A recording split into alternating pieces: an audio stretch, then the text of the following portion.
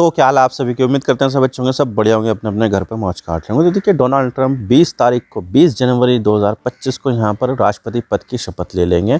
और इससे पहले अभी भी यहाँ पर जो बाइडन है वो यहाँ पर अमेरिका के राष्ट्रपति है, लेकिन यहाँ पर 20 तारीख को राष्ट्रपति बदल जाएंगे अमेरिका के, और डोनाल्ड ट्रंप बन जाएंगे दुनिया के सबसे पावरफुल देश के सबसे पावरफुल इंसान। यानी कि यहाँ पर जो है डोनाल्ड ट्रंप के पास बहुत ज़्यादा पावर आ जाएगी। लेकिन अभी यहाँ पर जो है ना डोनाल्ड ट्रंप राष्ट्रपति बने नहीं हैं, लेकिन उससे पहले यहाँ पर डोनाल्ड ट्रंप एक से स्टेटमेंट दे रहे हैं। जैसे कि यहाँ पर जो है ना बताया है कि मैक्सिको के ऊपर और कनाडा के ऊपर दोनों के ऊपर 25% का टैरिफ लगा देंगे, और इसके अलावा चाइना के ऊपर भी यहाँ पर 10% का एडिशनल टैरिफ लगा देंगे।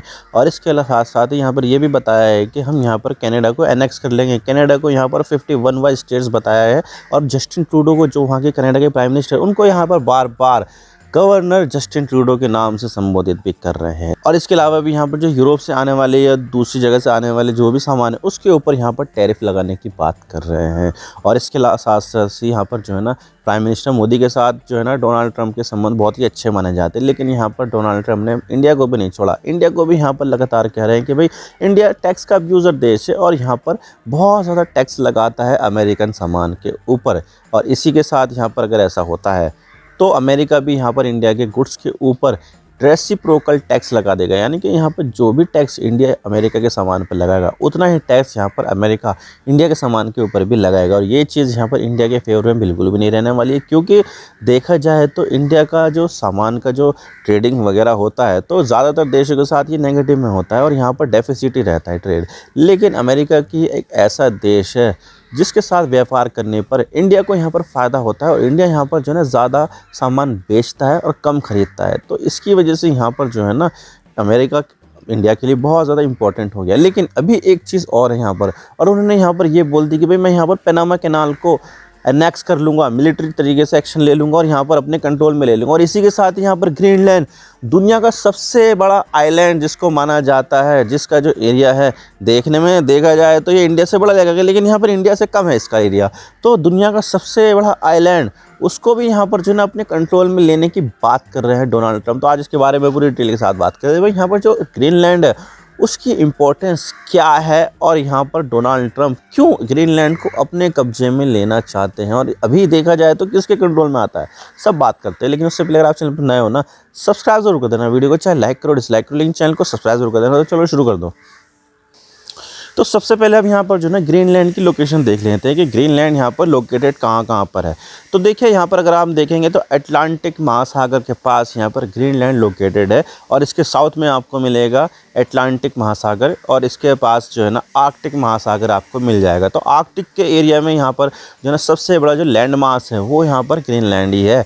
और यहाँ पर जो है ना एक तरह से देख सकते हैं कि हम ये अमेरिका और यूरोप के बीच में जो है ना एक बहुत बड़ा लैंड मास की तरह यहाँ पर काम करता है। और यहाँ पर इसका जो एरिया होता है ना बहुत बड़ा है, और इसका जो एरिया है टोटल लगभग 21 लाख स्क्वायर किलोमीटर है। जबकि हम यहाँ पर इंडिया का क्षेत्रफल के बारे में बात करें तो इंडिया का जो क्षेत्रफल है लगभग 32 लाख स्क्वायर किलोमीटर है। यानी कि यहाँ पर जो है ना ये इंडिया का 2/3 लैंड मास ओन करता है। तो यहाँ पर अपने आप में एक काफ़ी बड़ा एरिया है इसके पास, और इसी वजह से यहाँ पर ये जो आइलैंड है वो दुनिया का सबसे बड़ा आइलैंड बन जाता है। लेकिन अगर हम देखें तो इंडिया की पॉपुलेशन कितनी है, लगभग 145 करोड़, और अगर हम यहाँ पर ग्रीनलैंड की पॉपुलेशन देखें तो लगभग यहाँ पर हो जाती है ये 60,000 के आसपास हो जाती है। यानी कि बहुत ही ज़्यादा कम यहाँ पर पॉपुलेशन मिलेगी।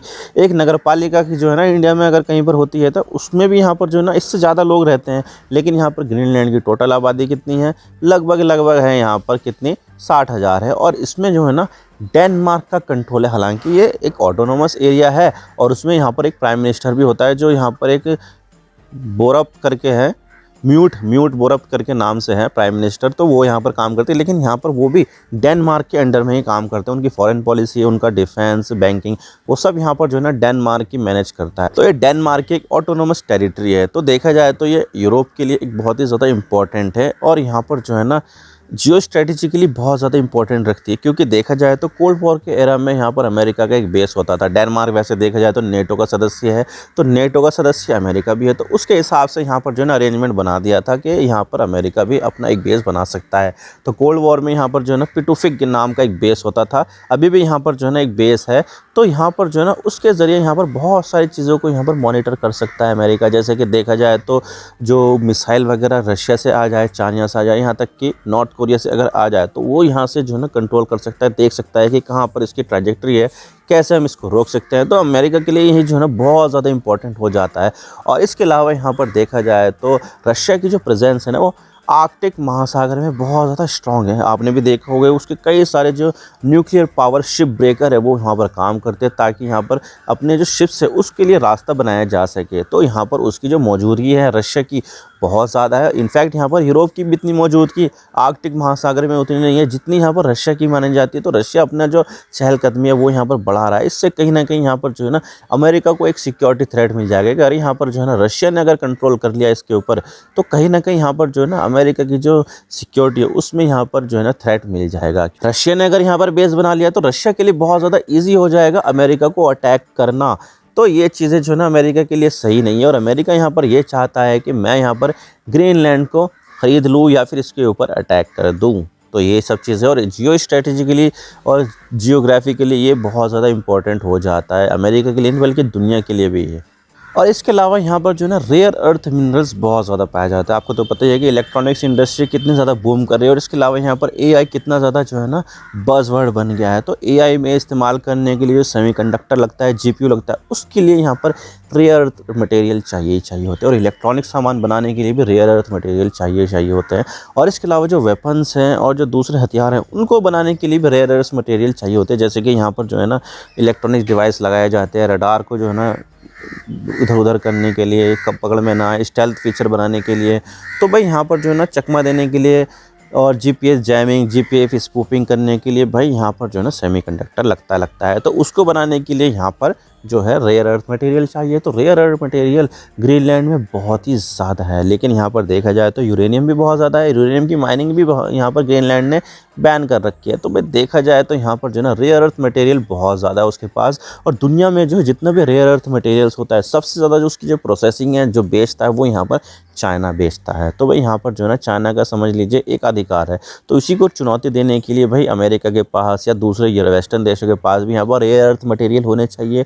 तो वो यहाँ पर जो है ना ग्रीनलैंड के ज़रिए पूरा हो सकता है। तो अमेरिका के लिए यहाँ पर जो ग्रीनलैंड है बहुत ज़्यादा इम्पोर्टेंस रखता है। और हो सकता है कि यहाँ पर जो है ना अमेरिका अटैक करके इन रेयर अर्थ मटेरियल्स को भी यहाँ पर जो है ना एक्सट्रैक्ट करे। जिस तरह से यहाँ पर तेल के लिए यहाँ पर पूरे मिडिल ईस्ट को भी यहाँ पर बर्बाद कर, ठीक ऐसे ही हो सकता है यहाँ पर ग्रीनलैंड को भी बर्बाद कर दे।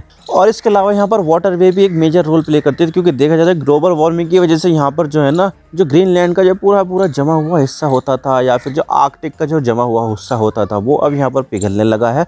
और इससे यहाँ पर जो है ना नया रूट नॉर्दर्न सी रूट यहाँ पर बनकर सामने आया है, जिसकी वजह से यहाँ पर जो है ना वो काफ़ी ज़्यादा इंपॉर्टेंट हो जाता है। क्योंकि यहाँ पर अगर हम यहाँ पर देखें सुएज नहर वाला या रेड सी वाला, वहाँ पर तो हूती अटैक कर रहे हैं, जिसकी वजह से जो शिपिंग कंपनियाँ उन्होंने यहाँ पर अपना रास्ता जो है ना वो बदल लिया है।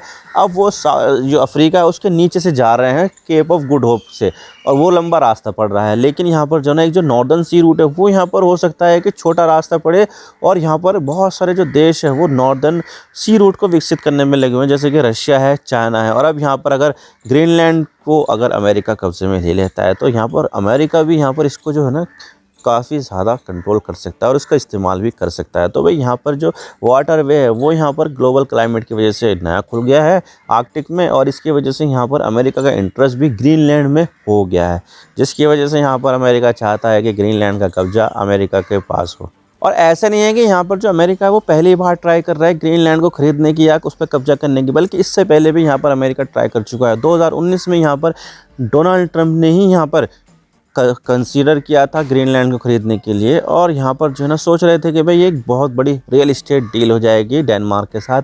लेकिन वो यहाँ पर जो है ना सक्सेसफुल नहीं हो पाए, क्योंकि उन्होंने इसके ऊपर फिर बात ही नहीं की। उन्होंने यहाँ पर कंसीडर ये सब चीज़ें की थी, लेकिन उसको जो है ना फॉर्मल तरीके से बातचीत बढ़ाई ही नहीं डेनमार्क ने। और इससे पहले यहाँ पर 1946 में भी यहाँ पर जो हैरी एस्ट्रूमैन अमेरिका के राष्ट्रपति थे उन्होंने भी यहाँ पर डेनमार्क को प्रपोज़ किया था कि भाई यहाँ पर जो है ना ये चीज़ हमें दे दो, हम तुम्हें यहाँ पर जो है ना $100 मिलियन दे देंगे, और इसके अलावा अलास्का का भी कुछ हिस्सा तुम्हें दे देंगे, और इसके बदले में तुम यहाँ पर हमें ग्रीनलैंड दे दो।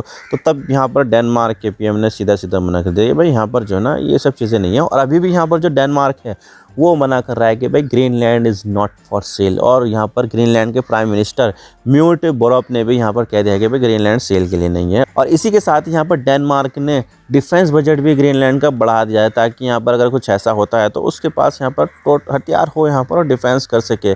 तो भाई इस तरह से यहाँ पर देखा जाए तो अमेरिका चाहता है कि ये जो ग्रीनलैंड है उसके पास हो, मल्टीपल रीज़न की वजह से, जैसे कि यहाँ पर जो है ना जो थ्रेट आता है रशिया से, चाइना से, नॉर्थ कोरिया से, उसको रोका जा सके। और इसके अलावा रेयर अर्थ मिनरल्स जो है ना उसको निकाला जा सके। और जो तीसरा कारण है वो यहाँ पर यह है कि जो नॉर्दर्न सी रूट है उसको यहाँ पर एक्सप्लोर कर सके, ताकि यहाँ पर जो है ना ज़्यादा से ज़्यादा जो ट्रेड है वो दूसरे देशों के साथ किया जा सके। और ऐसा नहीं है कि यहाँ पर जो है ना देश जो है ना टेरिटरी खरीदते नहीं है या बेचते नहीं है, बल्कि ऐसा पहले भी कई बार हो चुका है। जैसे कि पाकिस्तान ने जो बलूचिस्तान है वो ख़रीदा, जहाँ पर ग्वादर का जो पोर्ट है वो आता है, उसने यहाँ पर जो है ना ये ओमान से ख़रीदा था। तो भाई यहाँ पर पाकिस्तान भी ऐसा कर चुका है। इसके अलावा यहाँ पर अमेरिका भी जो अलास्का है वो रशिया से ख़रीद चुका है। जी हाँ, अलास्का जो पहले हिस्सा होता था वो रशिया का होता था, लेकिन फिर बाद में यहाँ पर 1859 में अमेरिका ने सिर्फ और सिर्फ 7.2 मिलियन US डॉलर में यहाँ पर बेच दिया। जो आज की कीमत जो हो जाती है वो हो जाती है 150 मिलियन US डॉलर, यानी कि इतना बड़ा जो जगह थी वो यहाँ पर अमेरिका को बेच दी रशिया ने, क्योंकि यहाँ पर बहुत ज़्यादा कर्जा हो गया था रशिया की सरकार के ऊपर, उसके पास पैसे नहीं थे, तो पैसों की ज़रूरत यहाँ पर थी, तो उसने यहाँ पर अपनी जो टेरिटरी थी वो यहाँ पर बेच दी। और इस फैसले से रशिया अभी तक भी भुगत रहा है और यहाँ पर उसको पछतावा हो रहा है कि हमें यहाँ पर ये सब चीज़ें नहीं करनी चाहिए थी। और इसी चीज़ को यहाँ पर पुतिन भी रिग्रेट करते हैं कि भाई यहाँ पर अलास्का जो चला गया अमेरिका के पास, यहाँ पर ये सही नहीं हुआ। तो भाई ये सब चीज़ें हैं, पहले भी ऐसा होता रहा है। और यहाँ पर 1803 में ही फ्रांस से अमेरिका ने लुसियाना टेरिटरी भी खरीदी थी। तो भाई यहाँ पर खरीदना बेचना जो है ना वो पहले से चलता हुआ आ रहा था, लेकिन यहाँ पर हमने मॉडर्न टाइम में ऐसा कुछ भी नहीं देखा है। लेकिन अगर ऐसा होता है तो भाई यहाँ पर अमेरिका के लिए बहुत बड़ी जीत हो जाएगी और अमेरिका के पास यहाँ पर बहुत ही बड़ा जो है ना स्ट्रेटेजिक एडवांटेज उसको मिल जाएगा ग्रीनलैंड के रूप में। भाई वो आपको सारी बातें समझ में हुई किस तरह से यहाँ पर जो अमेरिका है वो ग्रीनलैंड दुनिया का सबसे बड़ा आइलैंड उसको या तो ख़रीदना चाहता है या फिर उसके ऊपर कब्जा करना चाहता है ज़बरदस्ती। मैं तो बस इतना ही कहना चाहता हूँ। वीडियो थोड़ा सा ही पसंद है ना लाइक ज़रूर कर देना और चैनल पर नया हो तो चैनल को सब्सक्राइब जरूर कर देना। आपके सब्सक्रिप्शन से हम आगे कंटेंट बनाने की मोटिवेशन मिलती है। Thank you for watching. I really appreciate your precious time. God bless you all. Now signing off.